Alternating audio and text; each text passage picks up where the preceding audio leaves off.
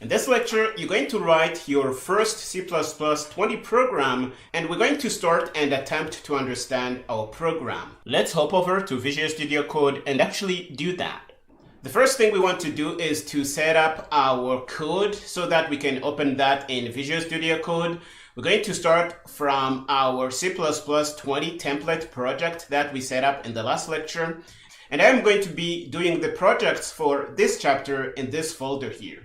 So we're going to do our very first C++ program. So what we're going to do is go inside our C++20 template project.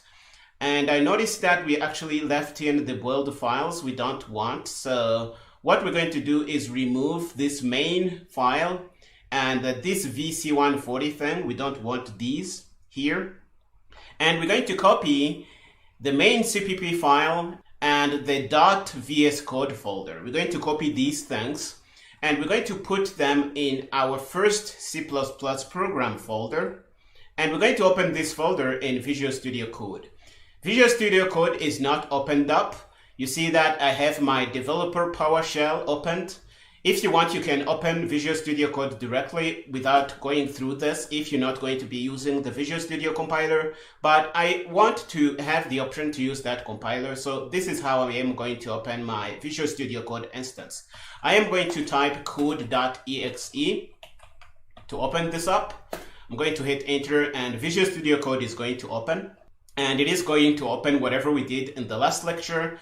We don't want this project because this is a template project from the last chapter. We're going to close this folder, go to File, and hit Close Folder. And we're going to open the new folder we want to work in. We're going to go to File and hit Open Folder.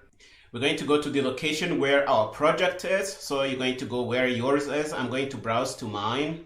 And I'm going to go in the current chapter and choose 3.2 first C++ program. I'm going to select the folder.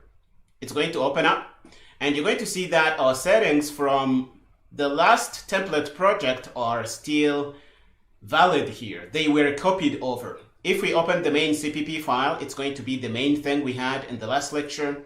So we have the option to run task. You're going to see that we have our two compilers available, and this is really good. We are ready to start using this. Let's try and build this with GCC, and we're going to have our binary created. We can click in the terminal here, and if we want to open the terminal again, we have the option to come in terminal and new terminal. This is going to open this up.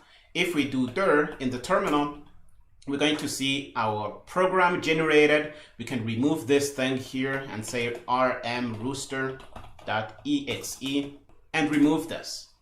We can clear and we have a clean project we can start learning from. Okay, now we have the project in. It is building successfully. Let's try to understand the code we have in here. The first statement we have is this include IOStream thing. This is a feature C++ offers to load the pre-built libraries that we can use. IOStream is specifically going to help us print things to the console. We've seen that we can, for example, print hello world if we want. Let's take out all these things in here and say std : cout. This is coming from IOStream, and we're going to put two less than symbols. We're going to open two quotes, and inside we're going to type hello world. And we're going to go outside the quotes and do two less than signs and say std : endl and put a semicolon. This is going to print things on the console if we run this program. So if we run this program, the first thing we need to do is to build this program. So we can come to terminal, task, and we're going to build it with GCC. And after we've built it, we can hit enter to close the terminal. And we can do dir to see the content of the folder. You see that a program has been generated. We can run it. And if we run it, it's going to say hello world. This message is coming from this statement here. And we have this statement because we have included IOStream. To really make this super clear, we can try to remove this line that says include IOStream. And the moment we do that, you're going to see that this tab says we have problems. And if you open this tab, you're going to see the message, namespace std has no member, cout, namespace std has no member, endl. This is because the C++ program doesn't know what std_cout means, because we don't have the library included. And you also see that we have these squiggly lines to make it really clear that we have a problem. So to really be able to use this, we have to include a third-party library that brings these features into our program. And that's what the include statement here is really doing. So let's bring this in, and we're going to say IOStream again. And let's wait and see that the problem goes away. And one thing you should really know is that we don't have a semicolon at the end of the IOStream statement. We don't need to put it there, but many C++ statements need a semicolon at the end. Okay, I think this really makes it clear what the include statement here is doing. The other thing we have in our program is this int main parentheses curly braces thing. This thing here is called the main function. A function in C++ is a block of code that does a lot of things. But the main function here is special because it is the starting point of your C++ program.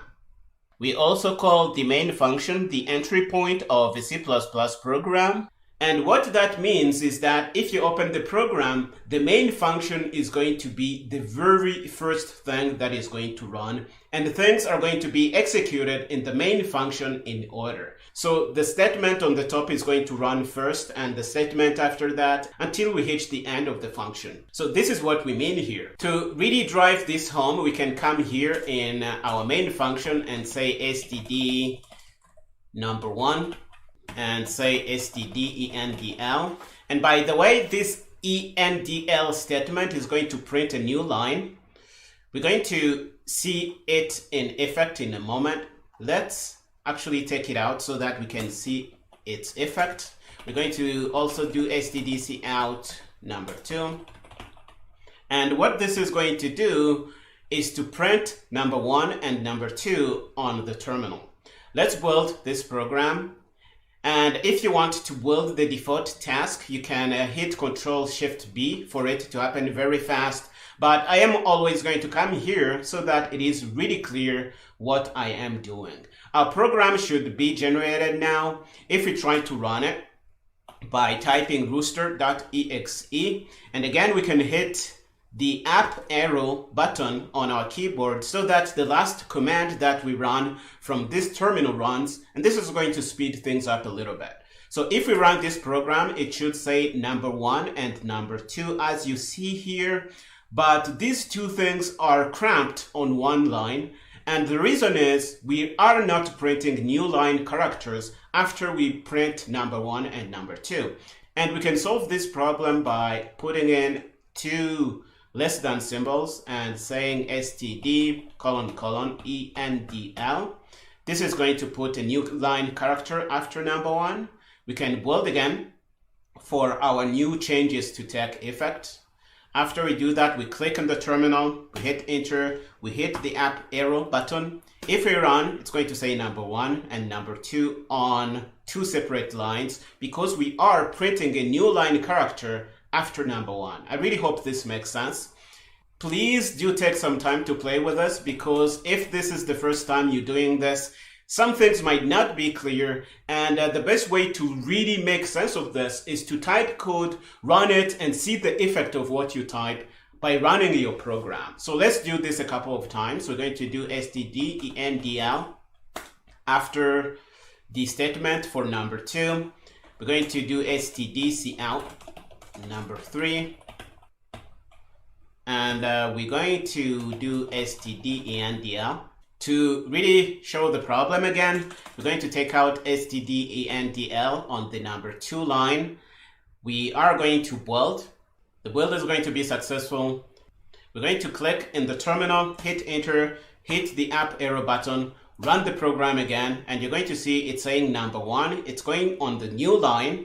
printing number 2, but we're not jumping to the new line from number 2. So number 2 and number 3 are going to be cramped on one line. That's what we see here. We can solve this again by putting in a new line after number 2. Let's do stdendl here. And this should solve the problem. Again, let's build. We're going to run our build task. The build is going to be successful. We're going to hit the up arrow to run the program. If we run it, it's going to say number 1, number 2, and number 3. And this is really good. Now it should be clear that statements in the main function are run in order from top to bottom, and that the program is going to end when it hits the end of this curly brace that englobes our function.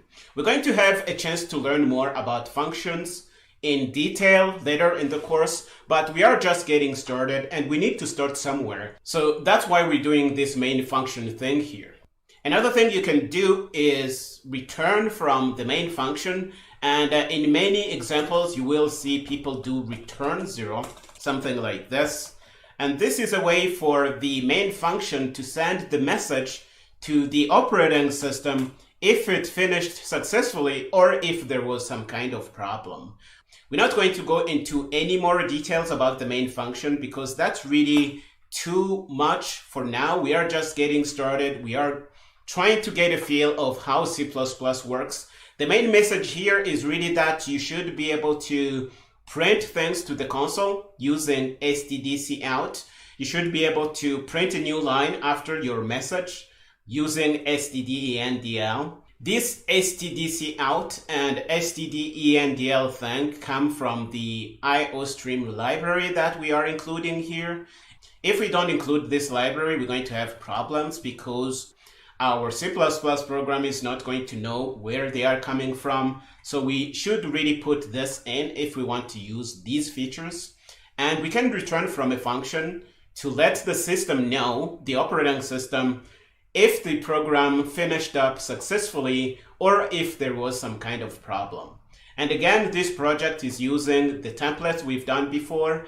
And this is really all we set out to do in this lecture, trying to make sense of the main function in C++. To really practice these things, I would challenge you to write a C++ program just like this that is going to print your name 10 times. Try to do that, and if you have a problem, please do ask me and I will do the best I can to help you out. This is really all we set out to do in this lecture. I hope you found it interesting. We're going to stop here in this lecture. In the next one, we're going to start and learn about comments in C++. Go ahead and finish up here and meet me there. In this lecture, we're going to learn about comments in C++.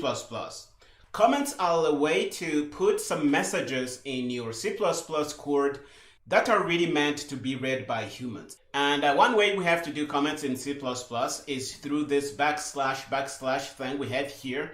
This is going to comment out the line, so the compiler is really not going to care about it. It's going to think that it is something that is meant for the developer to see. So this is a one-line comment, and this is how you do it in C++. You can also comment out a block of code in your C++ code, and this is something that comes in quite handy many times. You put your comment in a \* and a * like this. This is going to comment things out in your code, and the compiler is really not going to care about this. Let's hop over to Visual Studio Code and actually play with this. So here we are in the folder that is going to contain our code. The first thing I'm going to do is go through the template project. I'm going to copy my files and I'm going to go up again, and we're going to be learning about comments. So I'm going to put this in the folder on comments. I am going to close whatever folder we have opened in Visual Studio Code, and I'm going to browse to the location where my project on comments is. My project is in this folder that is named 33 comments. I'm going to open the folder, and if I open the main CPP file, I'm going to find the starter project. We're going to remove this const eval thing because we're really not ready to understand this yet. It was in here to help us test that our compilers support C++20. So we're going to remove this, and we're going to put in a message that says hello world. You already know how to do that from the last lecture. So we're going to say stdcout hello world, and we're going to say stdendl, and don't forget this semicolon at the end. If you do, you're going to have problems. So make sure your code looks like this. Try to build it to make sure it's working fine. This is going to run the GCC task to build. We can click on the terminal here, and it's going to close the terminal. And we can open a new terminal here if we want. If we do dir, we're going to find our Rooster program inside. We can run it, and it's going to say hello world. We already know to do this from the last lecture, and in this one we are going to be learning about comments. The first thing you can do is use // so let's do that, and let's put some message here. This brings in the IOStream library. This is a nice message that is going to give some more information about this statement to whoever might be reading this program. And this is called a one-line comment. You can really put this wherever you want in your C++ file. We can go in the main function, for example, and say this is going to print hello world to the console or the terminal. We can really put this anywhere. We can even put it after the return statement here, and really put in whatever piece of information we think is going to make sense to whoever is going to be reading our program. Okay, this is how you do a one-line comment. You can also do comments across different lines. And the way you do that, you put that in the /* and go down and say */ like this. And whatever is going to be in the middle here is going to be a comment. This is usually called a block comment. You can put in whatever you want. So if you have a piece of text that you would like to use as a comment in your program, this is one way you can do this. One thing you should know though is that you cannot nest these things. But before we do that, let's try to build our program to really show that there is no problem if we have these comments in. The build is successful, and if we click on this terminal and hit enter and hit clear to clear things out in the terminal, we can try to run our Rooster program, and it's going to say hello world. You see that all these green lines, which are comments, are really not affecting the program. All the compiler is going to care about is this include thing. It's going to care about the main function here. It's going to ignore these green things. It's going to be like these green lines that are our comments are not in there. This is the effect comments have on your program. And we're going to be using this a lot in this course. One thing you should know though is that you cannot nest these block comments. So if you try to do something like this and say this is one comment, and come again and say this is another comment, you see that we have problems already. Nesting is not allowed. You're going to get a compiler error, and we're going to learn more about these errors in the next lecture. But don't do this. Don't nest these block comments. If you do that, you're going to get some confusing errors, and this is going to be the cause for them. So don't nest your block comments. It's going to give you headaches. Okay, this is really all we set out to do in this lecture, learning about comments in C++.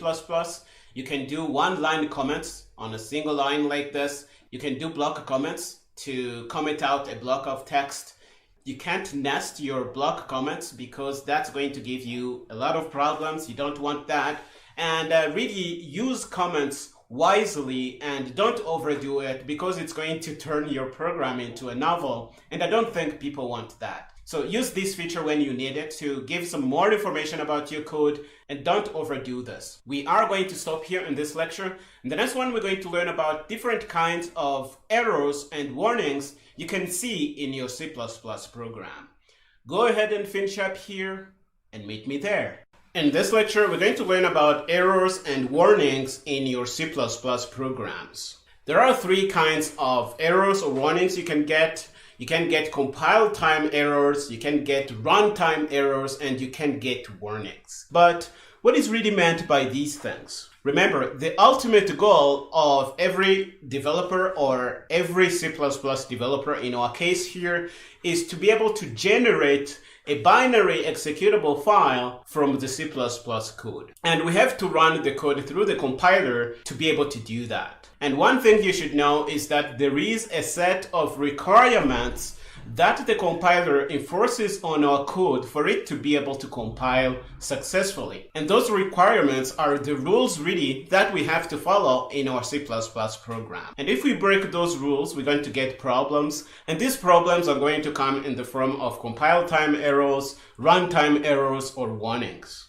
Let's look at compile time errors in detail. Here we have a simple C++ program that has a few problems. We have forgotten to put the semicolon at the end of our stdcout statement here, and the compiler is going to freak out because of this. If we compile this program, we're going to get a bunch of errors, and the IDE is going to show us this problem. Some IDEs are going to give you different errors. For example, here I was using CodeLite, and it was saying error expected semicolon before return or something like this. So this is a compiler error, and if you have this kind of errors, your program is not going to compile, compilation is going to fail, you're going to get this error, and you're not going to get your binary executable. And when you have this, you basically have to go back and fix this problem, compile again, and when you get rid of these problems, the compilation is going to succeed. This is what a compile time error is. Another thing you can have is a runtime error. This is not going to cause a compile time error. The compilation is going to succeed, but when you run the program, it's not going to do what you intended it to do in the first place. For example, you may want it to print green on some user interface. It's going to print gray or whatever. It's really not going to do what you want. So it's a logical error that you have in your program, and you have to fix it to get rid of this. And another thing you should know is that sometimes these runtime errors can cause your program to fail and terminate immediately, and we say that the program has crashed. We're going to see an example of this in a minute. The last kind of problem you can have in your program is a warning. This is a problem that is not serious enough for the compiler to halt your compilation. Compilation is going to succeed, but this is basically the compiler telling you you are doing something that has some problems, and you should really fix it before it becomes a serious problem. So that's going to be a warning. For example, here you see some compilers can warn you when you divide stuff by 0, and we're going to see how this works. The main message in this lecture is that you may have problems in your program, and they are going to come in 3 forms. Some are going to be compile time errors, some are going to be runtime errors, some are going to be warnings. We are going to hop over to Visual Studio Code and actually play with this. Okay, here I am in Visual Studio Code. The first thing I'm going to do is to set up the template project we're going to be using in our project here. The project is going to live in this folder, errors and warnings. I am going to copy over the files, and I am going to go in the current project we're going to be working on, and I am going to open this folder in Visual Studio Code. I am going to go to File, Close Folder. I am going to close this one, and I am going to open our new project. I am going to browse to it. The project is this one. I am going to select it and select folder, and it is going to open up in Visual Studio Code. I am going to close this welcome screen and open our main CPP file. We're going to get rid of this const eval thing. This is a C++20 test thing we had in. We don't really need it now. We're going to get there in due time. What we want to see is compile time errors. We're going to put in our stdcout statement, hello world, as we usually do. We're going to end this stdendl, and we're going to remove the semicolon on purpose. And if we try to compile our program like this, we're going to get a compile time error. This is what we want to see. So let's try and build our program. We're going to run the task to build with GCC. And you see that the build fails. We're going to get a bunch of errors in our terminal. It's going to say in function int main expected a semicolon before return. It's going to try its best to tell you what the problem is, but sometimes these errors can be really confusing. In this case, it is really easy because we introduced this error on purpose. So we're going to fix it in a minute. But before we do that, I want you to see this problems tab. It is where the problems are going to show up in Visual Studio Code. So you should see your problems in here or through the terminal here. Okay, one thing you should know is that when you have a compiler error, compilation is not going to succeed and you're not going to have your binary file, which is what you really want. So to fix this problem, we're going to put in our semicolon here. We're going to build again. We're going to go to terminal, run task. We're going to build with GCC. And this time you're going to see that compilation is going to succeed and we have our program here. We can run it through the terminal here. So we're going to click. The terminal is going to go away, but we can open our own. And if we do dir, we're going to see our files in here and we can run our program. We can say rooster. And if we run, we're going to have hello world. So I hope this really makes it very clear what a compile time error is. So this is one kind of error you can get. The other one is a runtime error. And this comes in the form of things that don't work as you really expected. So let's say we are trying to do some computation in our program. We try to take 7 and divide this by 0, for example. And this is a statement that is a load in C++. So let's try and build this and see what we get, because this is a common scenario where we have runtime errors. We're going to run the task to build with GCC. Okay, if we do this, you see that build finished with warnings. We didn't get a compile time error and our build was successful. So to really prove this, I'm going to go back in our directory. I'm going to do dir. You're going to see that rooster is there. I'm going to remove it. I'm going to say rooster.exe. This is how we remove stuff from the command line. When I do this and do dir again, the executable file should be gone. So let's try and build with this statement in, and you're going to see that we get a warning and not a compile time error like we had here. So we're going to go to terminal, run task. We're going to build with GCC, and you're going to see that we're going to have our executable here, but we had a warning and it's saying that division by 0 was detected in our program and it is a recipe for disaster. So why is it a disaster? Let's try and run this program. So we're going to dir to prove it's here and we're going to run it. If we run it, it's going to say hello world and it's going to end. Let's try and actually use our own terminal to see if we have a better chance of seeing the problem here. So I'm going to reveal in Explorer by clicking on main CPP, and I am going to try and open a terminal window here, PowerShell, that we open ourselves. We've done this before. This shouldn't be new to you by now. So we're going to do dir in here. And we're going to try and run the program and it's going to run. So it's not really giving us a runtime error here because we're not capturing this or trying to use the result of this division here. We're just doing the division, which is a problem. So let's try and capture this. We haven't learned about variables yet, but what we're going to do now is do int value, and we're going to assign the result of this division to this value. And let's try printing the result of dividing a number by 0. So we're going to do stdcout and we're going to say value, and this is how you can print a value out on the console. Okay, now that we have this in, let's try and build. We're going to run task and build with GCC. We're going to get the same warning, but if we try to run the program, we're not going to get what we expect. Let's run rooster.exe. We expect it to say hello world and print the value, but you see that it's really struggling to print the value and it gave up and ended immediately. So this is one example of a runtime error that you can face in your program. There are many other kinds that we're going to see as we progress in the course. Here, we are just trying to raise your awareness on these problems so that you can know how to fix them when they come up. Okay, so this is all I can share with you now about runtime errors. We also had a chance to see that this is also going to give you a warning. And Visual Studio Code here is also helping out, telling us that we may have a problem. It's turning the main CPP file yellow, and it's saying that there is one problem in this file. And if you go here, you're going to see that we have a warning here. Okay, so this is one way you have to see this. So this is not recommended to do, so we're going to comment this out. Okay, this is really all I had to share in this lecture. We had a chance to look at compile time errors. We also had a chance to look at warnings and runtime errors using this example.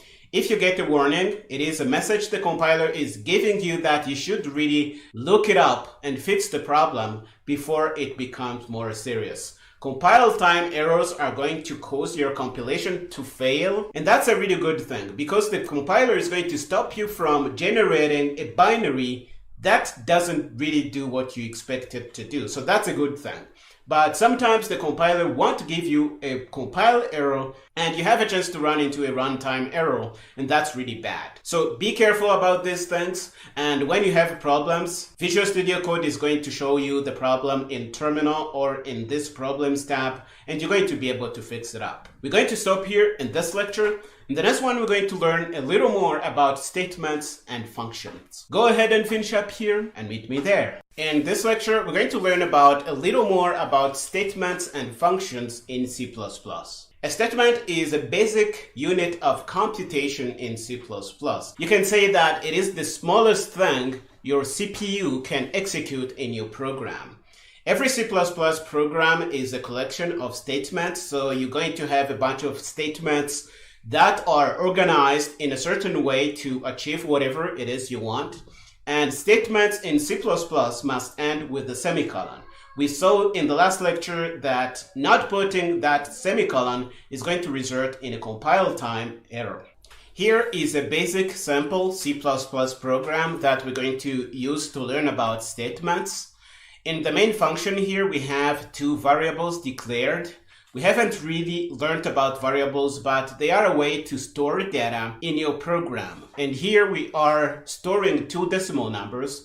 One is called first number, the second is called second number. We can do something with these variables that we have in our program. For example, we can add them to have another variable in our program, and we can print that. So you see here we are saying stdc out, the sum of two numbers is sum. So this is going to print 21 because it's going to add 12 and 9, and the result of that is going to be displayed on the terminal if we run this program. What I really want you to notice is that this int first number equals 12 thing is a statement in C++, so it must end with a semicolon. The line here with second number is also a statement, so it must end with a semicolon. Every single line we have here in the main function is really a statement, and it must end with a semicolon. If we don't put the semicolon in place, we're going to get a compiler error. Okay, one other thing that is really important to keep in mind is that statements are executed in order in your program, and the order is from top to bottom. If we go back to our program here, so the first statement is the one with first number here. 12 is going to be stored in memory when this statement is executed by your computer. And we're going to go to the second statement with second number, and we're going to keep going until we hit the end of the main function, and the return statement is going to execute. And when the main function returns or terminates, we're going to get the return value sent to your operating system, and it's going to know if your program ended successfully or with a problem, and the operating system is going to know what to do with that information. Execution keeps going until we hit the end of the program, or if there is any other condition causing for the program to terminate. And we're going to have more details about these things later. I just want you to know that the statements are executed in order in your main function. Another concept I really want you to have an idea about is the concept of functions. A function is really like a machine. You give it input and it's going to give you output. If we look at the operation here to add first number to second number, we can consider first number and second number as input to the function, and sum is the output of the function. We can visualize that like this. So we have a first number and a second number. We pass that into our machine, which is really a function, and we're going to get the result of this function in a return value or something that we get out of the function as our result. C++ has a special syntax we use to define functions.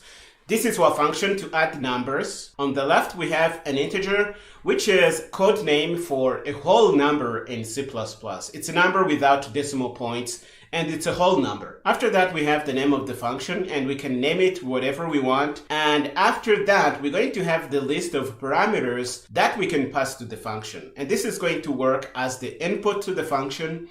After you do that, you're going to have a pair of curly braces. The one is here, the other is here to the end, and within those curly braces is going to be the body of the function. Inside the function, you see that we are declaring a variable which is called sum, and we are storing the sum of first number and second number in this variable, and we are making this function return the sum as the result, and we're going to be able to capture it if we call this function in a function like main. You're going to see how this works in a minute. A function must be defined before its use, so you can't really call a function you haven't defined first in your C++ program. And here is a slightly complete program to really put all these ideas together.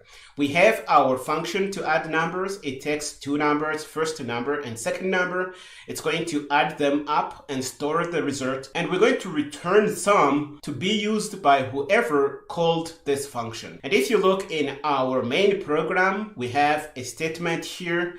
We're going to store the result of add numbers in the sum variable, and we pass first number and second number in the function, and we're going to have that result stored in here. Here we also call the function with direct numbers. You see that we pass in 34 and 7, and we're going to print out the result here. This is the basic idea I want you to have about functions. They are reusable pieces of code that group together a bunch of statements to do whatever it is we want to do in that function. One benefit about functions is that we can reuse the code here. If you look here, we are calling this function multiple times without really rewriting these statements that are inside the function.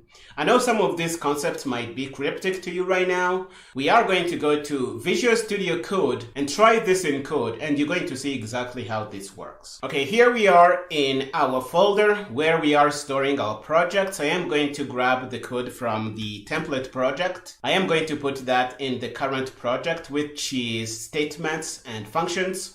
I'm going to paste that in here, and I am going to open this up in Visual Studio Code. I am going to close the project we have right now, and I am going to open our new project. Let's browse to its location. I am going to open the project on statements and functions. Let's open this folder in Visual Studio Code, and we're going to have our starter project here. I am going to take out whatever we have in the main function and take out this conteval thing. We don't really need it. And we are going to try and define two variables using two statements. We are going to say int first number, and we're going to put in a value, let's say 3, and we have to remember to end this with a semicolon. So this makes our statement. We can encode this in a comment to make this pretty clear. We're going to also define a second variable. So we're going to say int to mean that it is a whole number. It doesn't have decimal points like 2.5. It is a whole number like 1 or 7 or 10. So we're going to say second number. We can give it a name, and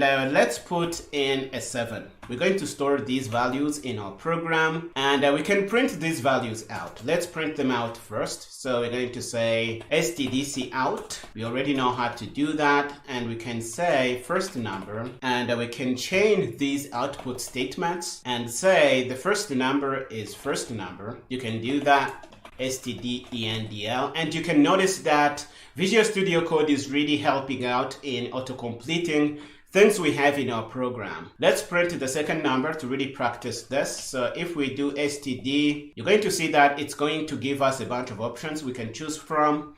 If you want, you can scroll through this with your mouse, or you can just type whatever you want to type. So I am going to do cout, and it's going to try and help out. If I really want, I can come on cout here and click on it, and it's going to be auto-completed, which is pretty cool.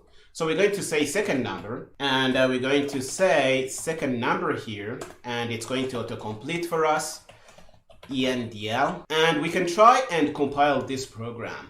Before we do, I want you to guess what we're going to get when we run this program. Give it a guess. We are then going to go to terminal, run task, and we're going to build this with GCC. The build is going to be successful. We're going to open this in our terminal. The terminal goes away, no problem. We're going to open it again, and we are going to go in our folder and do dir, and you're going to see that we have rooster.exe, our program. We can run it and it's going to say first number 3 and second number is 7. This is what we have stored in these variables. And the benefit of storing your data in variables is that you can change the variables and let the rest of your program really do the same things and pick up the data that you have in those variables. For example, we can put 13 in the first number, and if we build again, this number is going to be picked up by this code, and we didn't need to go in and manually change data in these stdc out statements here. Let's build so that we can see this, and we can close this by clicking, and if we run Rooster again, it's going to say 13 and 7. Play with this a couple of times until you really feel confident. And if you have any problem, don't hesitate to ask me. I am going to do the best I can to help you out. Now that we have these numbers stored in our program, we can add them up. Let's say int sum. We're going to declare another variable, and we're going to say it's equal to first number plus second number. And we're going to end this with a semicolon. And we're going to print the sum out. Let's do stdc out, and we're going to say the sum is sum. We're going to print our variable here, and we're going to print a new line character with stdendl. We're going to build our program so that our changes are reflected in our binary here. So we're going to go to terminal, run task, build with GCC. The build is going to be successful. We're going to press any key. We are going to click here in the terminal, and we're going to hit enter and run Rooster again, and we should see the sum, and you see it says the sum is 20, which is what we expect. Now we are doing the sum here, but it would really be better if we're not doing the sum in the main function here. What if we actually took this code and wrapped it in a function that we could reuse wherever we want? We have seen how we can declare a function, so let's do that. We're going to follow the same structure we saw in the slides earlier. So we're going to say int, this is going to be the return value or what we get out of the function. Then we're going to put in the name of the function. We're going to say add numbers, and we're going to pass in the parameters. The parameters can really have any name you want, but you have to specify the type of the parameter first. So the parameters are also going to be whole numbers like 1, 5, 7, or whatever you want. And we're going to say first param, and the second is going to also be a whole number, an integer, and it's going to be second param. Okay. After we do this, we're going to specify the body of the function, which is going to be between these curly braces. I am going to jump to the next line so that this is really easy to see. So I am going to define our sum variable inside the function. It's going to be a whole number, and I can call it whatever I want. So let's call it result, because it's going to be the result of this function, and the result is going to be the sum of first param and second param. Okay, I hope this makes sense, and we're going to end this with a semicolon because every statement in C++ has to end with a semicolon. After we have the result, we need to give it back to whoever called this function, and we're going to do that with a return statement. And we're going to return the result to whoever might have called this function here. Now that we have the function, we can actually use it. We're going to go back in our main function, and what we're going to do is to reuse this sum variable and store in whatever is returned from our function. The syntax for that is going to be sum, and we're going to say equals, and we're going to say add numbers, and we can pass in whatever two numbers that we want to add up. Let's pass in 25 and 7, for example. We would expect this to give us 32. So if we print the sum again, we can just copy this statement that prints the sum and reuse it here. Let's align this a little bit. And I want you to take a guess at what we are going to get from this program right now. We have these two numbers, we are adding them up. If we get here, this should print the first number, which is going to be a 13. So here we expect to get 13. And by the time we hit this second number statement, we are going to print the second number. It's going to be 7. If we get here, we're going to print whatever is stored in sum. And in sum, we have the sum of first number and second number. So this should print 20. right? And here we are doing another sum of two numbers, but we are using a predefined function that we have here before the main function, because you have to define the function before you use it. Okay, if we add 25 and 7, we are going to fall into this function and it's going to add those numbers up and we're going to get a 32 in here, and that's what we're going to return, and it is going to be saved in this variable. If we print it out, it's going to give us 32. I hope this makes sense. Let's build and run our program, run task, build with GCC. The build is going to go fine. We're going to go back to our terminal here. Let's clear so that things don't disturb us and bring in some confusion. We're going to run our rooster program, and exactly what we have here, we have a 13 from the first statement here. We have a 7 from this statement here. We have a 20 from this sum here, which is here, and we have a 32 that we got from this function. The good thing about functions is that we can reuse them. Now that we know how to use it, we can use it again, and we can say sum equals add numbers, and we can say 30 and 54, for example. You add them up and you're going to get the result, so we're going to print the result, sum, and we're going to put in the sum. I really want you to take some time and play with this statement so that these things make sense. It's really not that difficult, but you just have to wrap your brains around how C++ defines these things. So we have this statement and we are adding 30 and 54, so we should get an 84 after the 32 here. Let's build. We're going to run the task to build with GCC. We're going to click on the terminal here and hit enter. Let's clear so that we don't have things disturbing us, and we're going to run our program, and we have our trusty 84 here. I really hope this makes sense.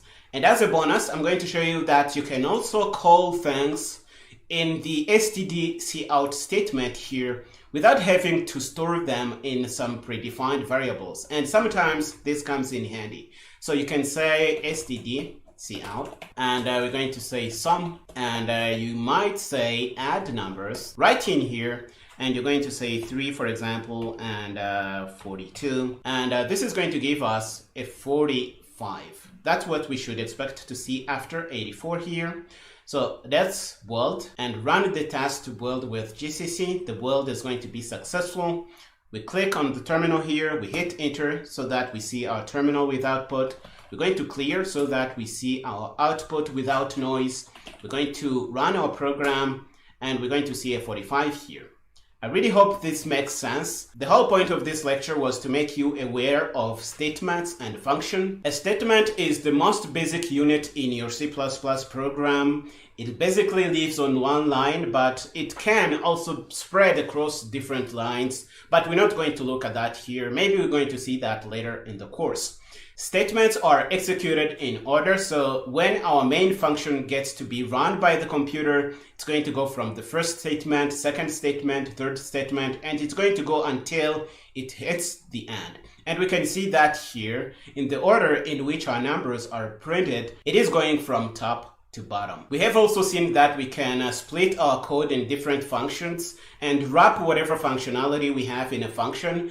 We have seen the basic concepts on functions. A function has a return value, it has a name, and you have to give it the parameters, and you put the body of your function within these two curly braces. As an exercise, I would challenge you to do a function that multiplies two numbers and call it in the main function here to see the result.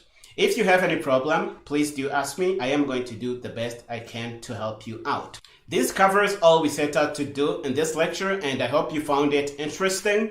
We're going to stop here in this lecture. In the next one, we're going to see how we can input and output things from our C++ program. Go ahead and finish up here and meet me there. In this lecture, we're going to learn about how we can get things in our program and get things out of our program. And that's basically input and output to and from our program. We have actually been doing this all along. We have been printing things from our program to the console.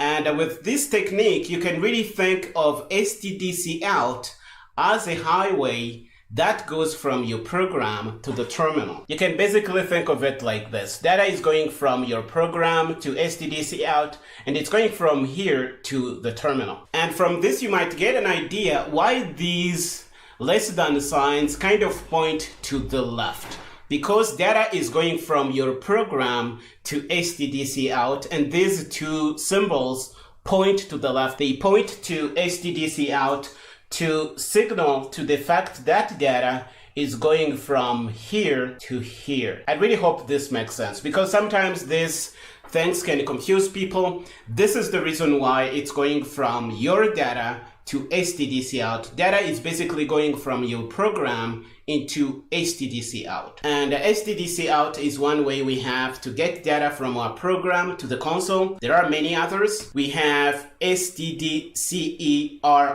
or STDSER. This is what I like to call it. And what it does, it prints errors to the console. We have STDClog, which is going to print log messages.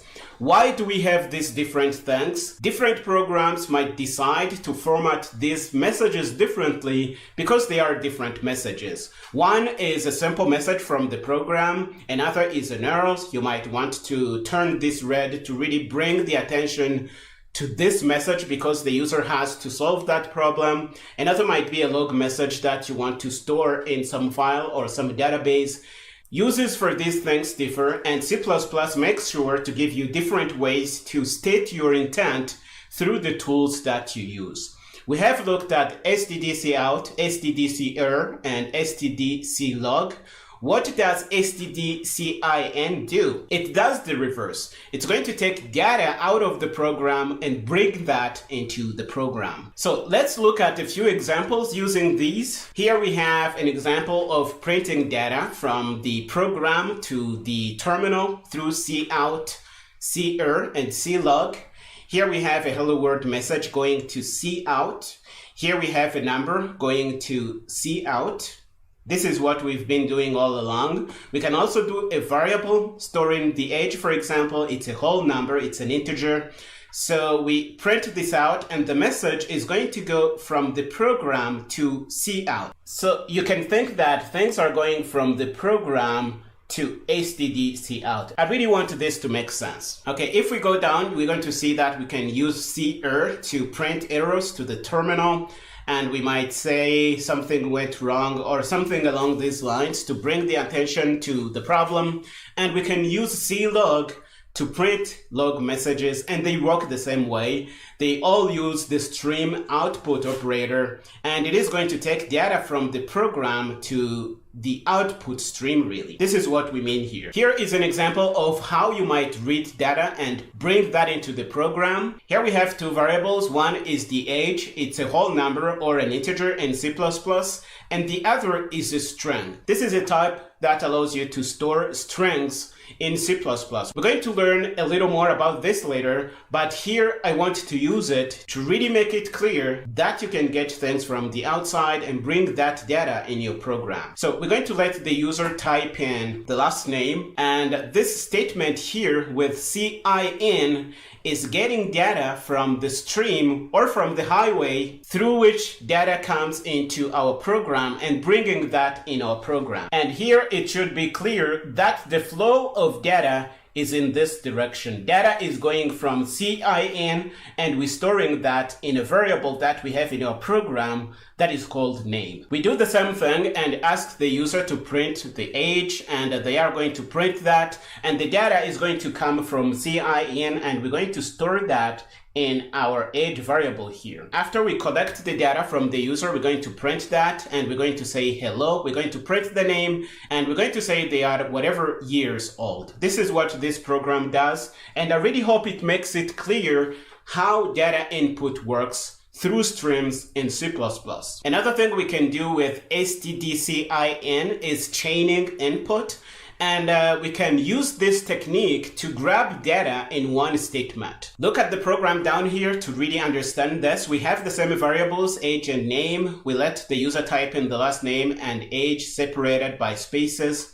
And we grab the data like this. We first grab the name, after that we grab the age, and we're going to print the same things. And we can chain input stream operators like this to grab the data in one go. And this may come in handy sometimes. Before we try these things in Visual Studio Code, I want to bring your attention to a problem that you are likely to come in contact with, and that is reading data with spaces. What if the user types the name with spaces? For example, you ask me to type my name. I'm not going to type Daniel. I'm going to type Daniel Gakwaya, and your program is going to run into problems. C++ allows to solve this problem using std_get_line, and you use it using this syntax. You're going to pass in the stream where the data is going to go, and you're going to pass in the variable that is going to read the data. And you're going to have this information stored correctly in your program. This might be not making sense yet to you. We're going to go to Visual Studio Code and play with us, and I am sure it is going to make sense. Okay, here we are in Visual Studio Code, and we have our project where we're going to store our files, data input and output. We're going to copy code from our template project, and we're going to put the data in. And I am going to open this folder in Visual Studio Code. So let's close whatever we have now, and I am going to open my folder. Let's browse there. I am on this folder, data input and output. I am going to select that, and the project is going to open up in Visual Studio Code. I am going to jump to my main function. I am going to take out things we don't need. And the first thing we're going to do is printing data. We have already done this, so we're going to practice this a little bit. We can say stdcout, and we can say hello C++20. Why not? And we're going to put an std endl at the end, and remember our semicolon. And here I want you to really put in your head that data is going from our program here to stdcout, and stdcout is going to dump that on the terminal. That's how this works. You can also do a variable. Let's say int age, for example. Let's say 21, and end this with a semicolon. And we can also print the age. We can say stdcout, and we can say age. This is going to be sent to the output stream, and we're going to do stdendl to add a new line character at the end. And we can try and build this before the program gets more complicated. Let's go to terminal. We're going to run the task to build with GCC, and if we hit enter on the terminal here, the terminal is going to go away. We're going to create a new one, no big deal. And if we do dir, we're going to find our Rooster program. If we run it, it's going to say hello C++20, and the age is going to be 21. We are successfully taking data from our program and printing that to the terminal. This is pretty cool. And you can think of stdcout as a highway that is really going to take your data from your program and bring that to stdcout like this. We're also going to take the age. It's going to go through stdcout, and it's going to show up here. You can think of this like this. Okay, now that we have used stdcout, we can use stdcr and stdclog in the same way. So we're going to say stdcr, and we're going to say error message, and the message is going to be something is wrong. You may do whatever you want in here. And we have to remember to put a new line character, otherwise data is going to be cramped on one line. We can also use stdclog.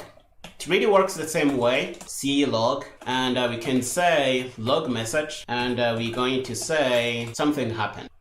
And we remember to put stdendl and our semicolon.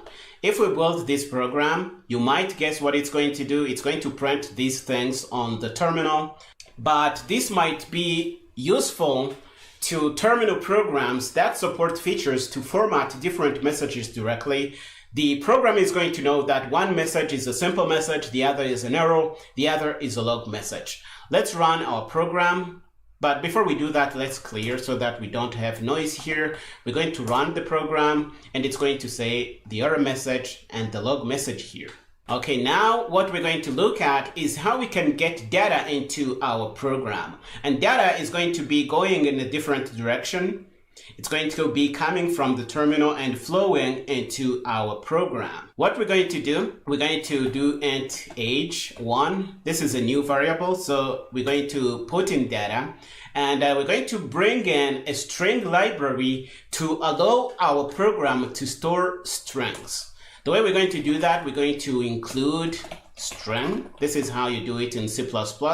We haven't really learned about this type. It's a powerful type in C++, but we will get there when we have more powerful tools to really understand it. We are just getting started here.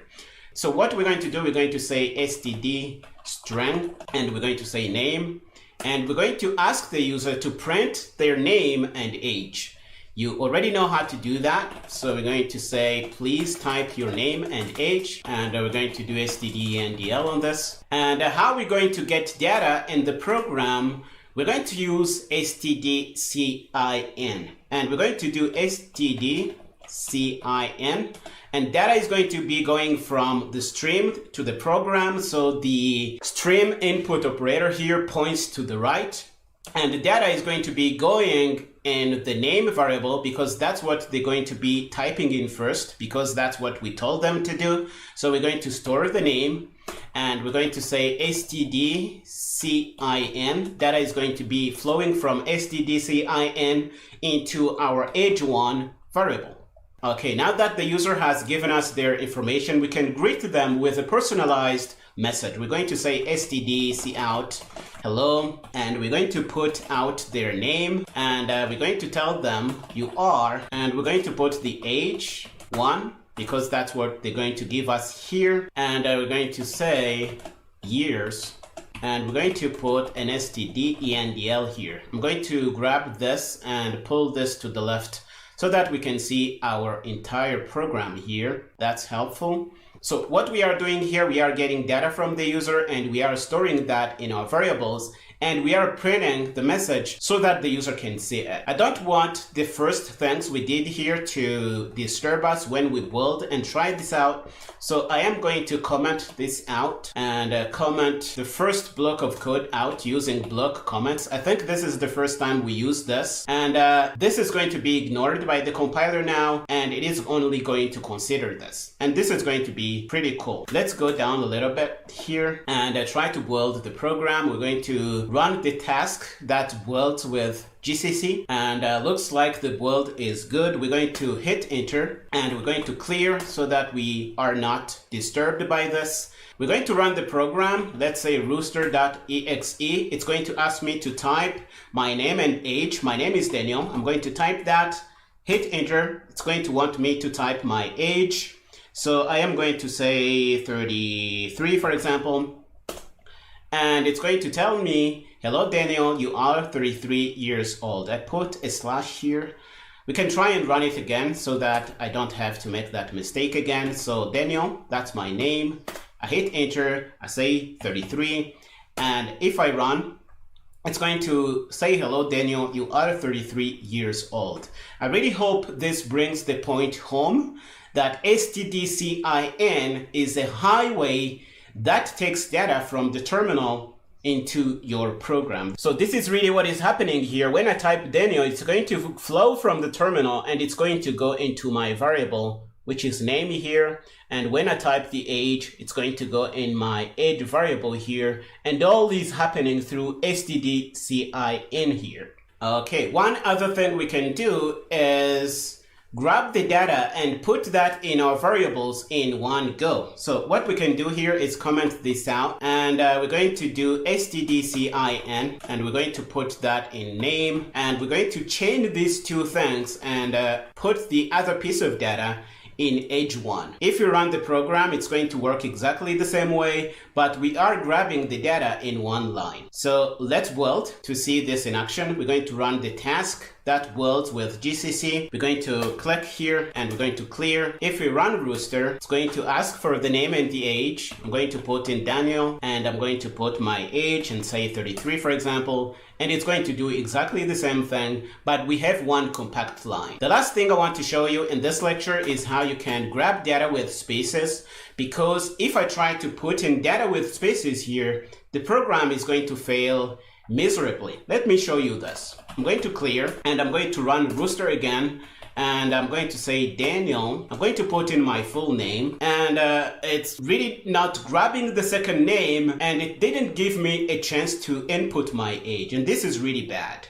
So C++ provides a way to solve this using std_getLine. So let's say what we are doing here. And before we play with this, we're going to comment out what we had here so that it doesn't disturb us in what we are about to do. So let's come down here and say that we were doing data input. This is helpful here. And we're going to go down and grab data with spaces. So I am going to set up another string, and this is going to store my full name. That's what I'm gonna say here. And to grab it, I'm going to tell the user to type in their full name and age. So I am going to std_cout. So the way I'm going to grab the data, I'm going to do std_getLine. You see that we have this function here, and it's going to take an input stream. So std_cin is going to work, and the second parameter is going to be the variable where this string data is going to be stored. We're going to pass in our full name, and this is going to work just fine. And we're going to also grab the age using the same technique we've used before. So we're going to say std_cin, and we're going to store that in our age3 variable. Once we have the data, we can greet our user using the same message we had before. So I'm going to copy that, if I can do that, and I'm going to paste that here. I'm going to bring this to the same location. It's going to be full name here, and it's going to say age3. And let's try and build. We're going to terminal, run the task to build with GCC, and we have a problem because we forgot our semicolon. See how these problems might come to you? So we're going to put in our semicolon. And another thing I really want you to see is that you can bring these things to the next line if they turn out too long, like we see here. So I can, for example, put this to the next line, and it is going to work just fine. So what I am going to do, I'm going to try and build again, run task to build with GCC. You see that the build is good. I'm going to bring in our terminal. I'm going to clear so that we don't have noise here, and we're going to run our program. It's going to ask me to put in my full name. I'm going to say Daniel Gakwaya, and it's going to want the age. I'm going to say 33, and it's going to greet me, hello Daniel Gakwaya, you are 33 years old. We are able to bring data with spaces into our program. And this concludes what we had to say in this lecture. I hope it made it very clear what these stdin and std_cout things are. They are basically highways that take data out of your program or bring data into your program, and the way you use them is what we've done here in this course. I would encourage you to play with us a couple of times if this is the first time you're doing this. We are going to stop here in this lecture. In the next one, we're going to try and recap on the C++ development workflow. Go ahead and finish up here and meet me there. In this lecture, we're going to explore the C++ execution model and show you a simplified version of the memory model of your C++ program. Here is how our program looks. It is a simple program. In our main function, it is going to call a simple function that is going to add two numbers. We have seen a program like this before. And when we compile it, it's going to be turned into a binary. This black icon here represents the binary executable, and it is not in the format that you can read with your eyes. If we come back here to what we were doing in the last lecture, we can see our rooster executable binary here. If we try to open it here, you're going to see that Visual Studio Code is going to say the file is not displayed in the editor because it is either binary or uses an unsupported text encoding. So it says, I can't really say this because it's binary. And it says, do you want to open it anyway? If I try to open it, it's going to be just some gibberish because this is binary. It is meant to be read by programs. It is not meant to be by IDEs or text editors like Visual Studio Code. So this is the binary file we have here. I tried to put a simplified version of this program to represent binary so that we can follow it up, but it is not in a form that is readable by any human out there, unless you are a machine. So why is it in binary? Because binary format is easily understandable by your CPU. And we're going to see how your program is loaded in memory and executed statement by statement by the CPU so that you can really understand this. So here is a representation of your program. Here we have our hard drive and we have the program sitting somewhere on our hard drive in binary format, and it's waiting to be run by you by double-clicking on it or opening it in the terminal. And on the left here, we see a representation of the memory of our computer. And when I say memory, I mean random access memory. I don't mean memory on your hard drive. This should be really clear. This is the random access memory of your computer that is running your programs very fast. So when you double click on our program, or if we open it in the terminal, the binary file is going to be loaded up in memory. And you see it in red here. This is a representation of that. And it is ready to be run by the CPU. By the time the CPU sees in the memory location, it's going to know I have a program to run. And the CPU is going to start running it statement by statement. It is going to start by the top. So it's going to see that it needs to allocate space to store our integer A. It's going to allocate that somewhere on the memory. In yellow here, you see A. And it's going to see that it should store in a value of 10, and it's going to do that. You can see that here. It's going to go to the next statement, and the next statement tells it to allocate space for a value B, and it's going to store in a 5. It's going to go to the next statement. It's a variable called C. It's going to allocate space for it, but we didn't specify a value for C. So what it's going to do is store in some junk value. The value in there is really unspecified at the moment. It's going to jump to the next statement, and what it's going to do is print some things on the console, and it is going to do that. It's going to jump to the next statement, and it is going to print statement 2, and here it is going to notice that it is going to call a function. I don't know if you have noticed, but the CPU has allocated a special memory location for our function. The function doesn't live with our code here or anywhere near the variables that we have here. There might be a huge chunk of memory between these 2 or 3 things.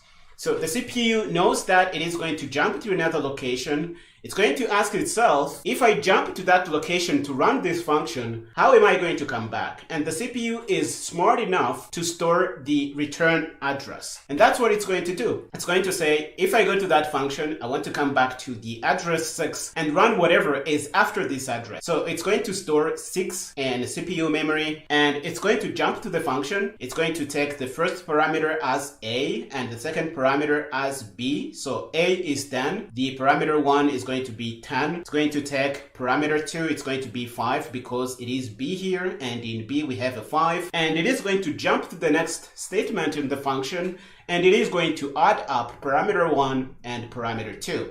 After it adds those things up, it's going to return the result to C. We can see that here. Okay, that's what the CPU is going to do. It's going to put the result in C, and the result is a 15. So we're going to write that in there. And now that the function is really done, it's going to come back to its address, and it is going to jump to the next statement after that. It is going to print 3. Statement 3, it is going to jump to the next line and print statement 4. It's going to do that.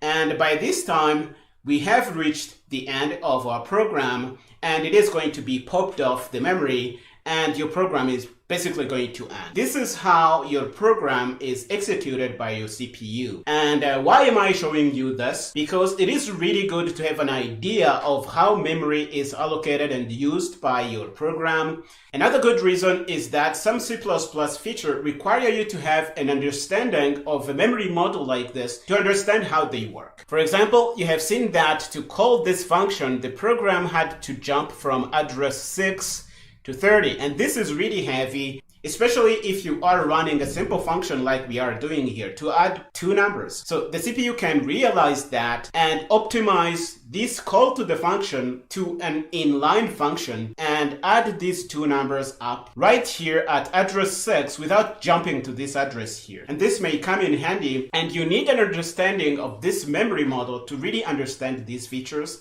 This is just one example I am giving you. You are going to reuse this model a lot in your career as a C++ developer, and I thought it was a really good idea for you to understand it firsthand. This is really all I had to share in this lecture. I hope you found it interesting. In the next one, we're going to try and understand the difference between three key components of the C++ programming language. Go ahead and finish up here and meet me there. In this lecture, I want to highlight the differences between what we call a C++ core language feature or a standard library feature or an STL feature, because these are terms that come up a lot if you happen to read some documentation about C++. A core feature is really a basic building block that makes up the C++ programming language. You can think of it, for example, how you define variables, the rules that govern how you can define and use a function in C++, the rules that say what you can do and not do with the basic features of C++. That's really what can be qualified as a core feature of the C++ programming language. I don't know if that makes any sense. If we come back in Visual Studio Code, we have a program we have used in the last few lectures. For example, these basic types that you use in C++, the rules that define how you can define a function. For example, if you put an angle bracket here and try to compile this program, it is not going to work because we have violated the rules of the C++ programs. The basic rules that define how the C++ programming language works, the basic types that are defined in the C++ programming language, these little things make up the raw ingredients you use to make up a proper C++ programs. And these little raw components that you use to put together a C++ program are called core features. You can think of them as the foundation on top of which we really build daily use C++ programs. The standard library is a set of ready-to-use, highly specialized components that we can easily use in our C++ programs. And again, coming back to our program in Visual Studio Code, IOStream here is a standard library feature. String here is a standard library thing we have in the C++ programming language. And again, the C++ standard library tries to provide highly specialized components that we can use in regular C++ programs. When you use the C++ programming language, you don't really want to extend the C++ programming language. You want to use it to build something of your own. And the standard library features are things you use to work on your programs very fast. For example, we have used stdcout without really going into the details of how the data is taken from this program to the terminal. That's really advanced and probably complicated, but it is wrapped into this reusable components, and one of them is IOStream, and we can use it relatively easily in our C++ program. Okay, I hope now you have a better idea of what the C++ standard library is. Now, what is the STL? The STL is really part of the C++ standard library, but it is a collection of container types. Think of them as collections of things. And we have a set of types that allow us to store collections. We have algorithms or functions that work on these collections. And we have specialized types that are called iterators that allow us to navigate through these containers, potentially running these algorithms on each element in the collection. This is probably not making sense by now, but you can think of the STL as a highly specialized part of the C++ standard library. And we're going to learn about many features of these things throughout the course, but I want you to have a basic understanding between these three terms: a core feature of the C++ programming language, a standard library feature, and the STL. And I really hope this is clear to you by now.